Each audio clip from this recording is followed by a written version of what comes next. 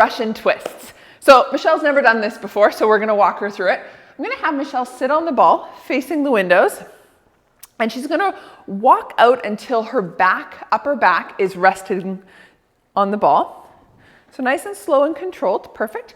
Keep her hips up in a nice stabilized position, feet shoulder width apart.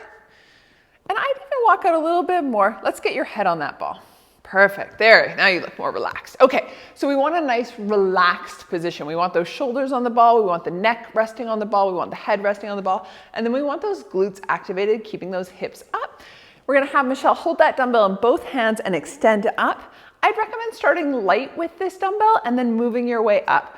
So from here, we're gonna have Michelle rotate onto one shoulder.